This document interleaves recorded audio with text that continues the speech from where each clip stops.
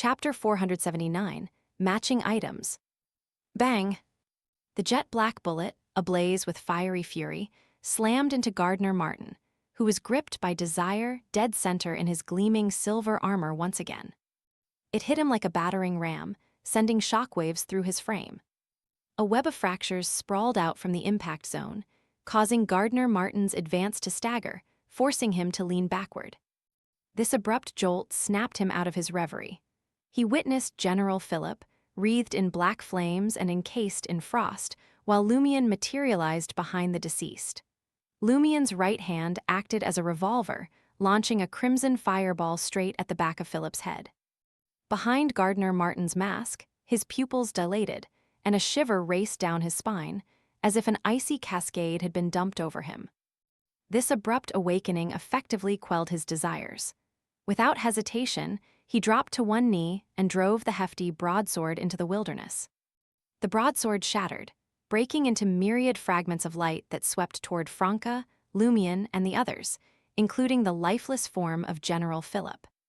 Amidst a resounding crack, Franca, constantly shifting positions, remained enveloped by the hurricane of light, her body fracturing like a shattered mirror.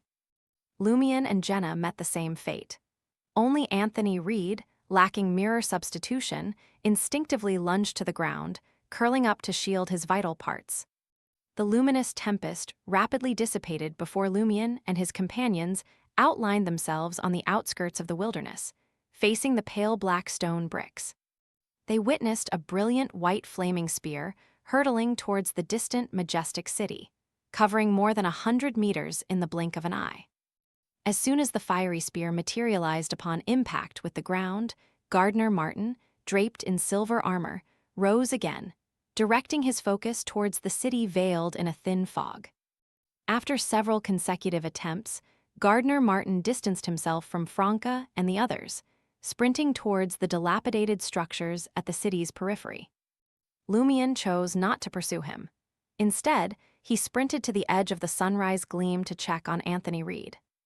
The psychiatrist's body bore a multitude of bloody wounds, with the most severe on the left side of his back, revealing a glimpse of his beating heart. Lying on his side, curled up and bloodied, Anthony Reed forced a smile upon seeing Lumion. There was no fear of death in that smile, only relief, relaxation, and satisfaction. The taste of revenge was indeed sweet. Observing Anthony Reed's lips moving as if he intended to entrust something, Lumion scoffed and remarked, "Do you wish to utter your final words? Do you want us to dispatch your belongings to your home on the West Midseashire coast?" As he spoke, Lumion retrieved a silver earring, securing it to his left earlobe. Squatting down, he pressed his left hand against the gaping wound on Anthony's back. Abruptly, his palm slid upward, and the gruesome wound shifted to Anthony's shoulder. In the blink of an eye, the most critical injury on Anthony's body vanished, leaving him as good as new. However, the initially minor wounds on his shoulder deepened, revealing white bones and causing blood to seep out. This was Ly's damage transfer, capable of addressing one wound at a time. Anthony was taken aback, feeling as if life had been restored to him. Though the pain persisted and his body weakened, at least the specter of imminent death had dissipated. Then Jenna approached, placing him in a supine position. With a swift, Jenna thrust an obsidian arrow into Anthony's chest. The arrow of the bloodthirsty promptly absorbed the blood, turning Anthony's pupils red. The invisible flames in the sky seemed a bit blinding, and the scent of blood in the air proved enticing. Simultaneously, the smaller wounds on his body swiftly healed, and the more severe ones showed significant improvement. In a matter of minutes, they should close up on their own, ceasing to impede his movements. Anthony Reed, teetering on the edge of death, stood up, bewildered, examining his body with disbelief. "I've nearly recovered. I'm all right just like that." As a spectator, his emotions visibly fluctuated. "Not a bad combination," Franca praised. "As long as you don't perish on the spot and refrain from losing control and transforming into a monster, there's still a chance to save you. At most, you'll become weakened."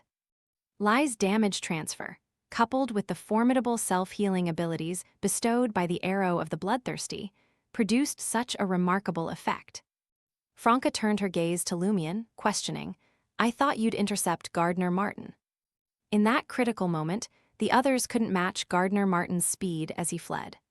Only Lumion, capable of spirit world traversal, had the potential to catch up and effectively hinder him. "Do you think I didn't want to?" Lumion retorted, a note of mockery in his tone. However, he lacked the ability. Had he not been affected by Voisin Sanson's circle inhabitant during his first teleportation, today, returning him to his original spot without expending his spirituality, Lumion wouldn't have maintained a stable state. He wouldn't even have been able to use Lai for damage transfer. He would have had to rely on Franca or Jenna. How could he possibly have caught up to Gardner Martin?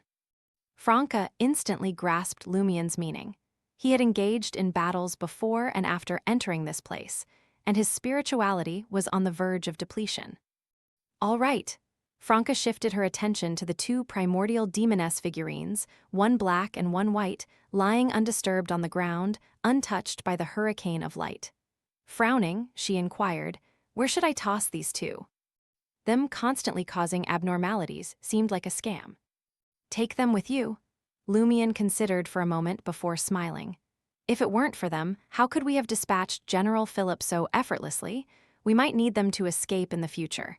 Yes, we can't entrust both to one person. You take one, and Jenna will take the other." After a brief pause, Franca responded, "I'll still take the white one." As a member of the Demoness sect, holding the orthodox primordial demoness figurine was only natural. Observing Jenna pick up the pitch-black primordial demoness figurine, Franca muttered in confusion, "Why is there such a figurine?" According to the Purifier's dossier and information from other secret organizations, members of the Demoness sect only carry bone figurines. There's nothing that's so black. While Franca spoke, she scrutinized the charred primordial demoness bone figurine, comparing it with her own. Soon, she discerned differences in the details. Aside from the stark white and pitch-black hues, the eyes at the tips of the primordial demoness's snake-like hair faced different directions. If one looked left, the other would undoubtedly look right. Like a mirror image, mirror, is this the primordial demoness in the mirror? Franca ventured a guess, amalgamating the abilities and traits of the demoness pathway with her experience in the peculiar mirror world. This shouldn't be possible under normal circumstances. It wouldn't be easy for the Iron and Blood Cross Order to find such a figurine. She now comprehended the reason behind their encounters with Gardner Martin and General Philip. This was a manifestation of the law of beyonder characteristics convergence. Except for Anthony, an unwitting psychiatrist brought in by his companion, everyone present was either a hunter or a demoness. Furthermore, Franca and Anthony had entered through the same method as General Philip. They would inevitably emerge at the edge of this wilderness, teeming with mirror fragments. Primordial demoness in the mirror Lumion found the description ominous. Without delay, he addressed Franca and the others. "Search General Philip's corpse and help me guard the surroundings. I'll set up a ritual to restore my spirituality." Jenna expressed surprise. There's a ritual that can restore spirituality. Her gaze naturally swept over General Philip's corpse, realizing it had been split into 5 or 6 pieces, each a gruesome mess. The beyonder characteristics had yet to emerge at that moment. The boon from the evil god couldn't return to its source, slowly sinking back into the lifeless form. Lumion entered a dimly lit area with grayish-white stone pillars, found cover, and swiftly set up the altar. Franca could surmise who he was praying to, so she joined him to guard against any unforeseen incidents. Jenna contemplated for a few seconds before approaching the altar. Retrieving the lucky gold coin, she said to Lumion, "This is the lucky gold coin that the boy gave me. I don't know if it's useful when given to others, but there's no harm in trying." She delegated the task of searching the corpse to Anthony Reed, who was rapidly recovering. Franca observed in silence for a moment before affirming, "True." Lumion didn't hesitate. After all, Will had a close connection to the Tarot Club. Even if the lucky gold coin couldn't be lent to others, it wouldn't bring about any negative effects. Placing the lone gold pound on the altar, Lumion conjured a wall of spirituality, ignited all the candles, and took 2 steps back. Rather than proceeding with the boon-seeking ritual, he attempted to recite Mr. Fool's honorific name. The fool that doesn't belong to this era, the mysterious ruler above the gray fog, the king of yellow and black who wields good luck. As Hermes reverberated, the lucky gold coin on the altar illuminated. A thin gray fog emanated from the wall of spirituality, enveloping the wilderness's periphery. The fog in the distant majestic city appeared to thicken. Before long, just as Lumion began praying for a boon, a frenzied and terrifying roar echoed from the area where the weather was chaotic and faint giant figures lingered. Despite the thin gray fog, the four of them felt dizzy. The blood in their bodies raced and their hearts pounded. It's truly useful. It's genuinely lucky, Lumion gazed at the dazzling golden coin on the altar, sighing sincerely. Had it not been for the ritual and Mr. Fool's gray fog's protection, the roar could have inflicted severe damage, especially considering Lumion's nearly depleted spirituality. He might have lost control, putting Anthony Reed, still recovering from severe injuries, in jeopardy. Lumion exhaled and continued to recite in a deep voice under the watchful eyes of Franca and Jenna. Power of inevitability. You are the past, the present, and the future. You are the cause, the effect, and the process.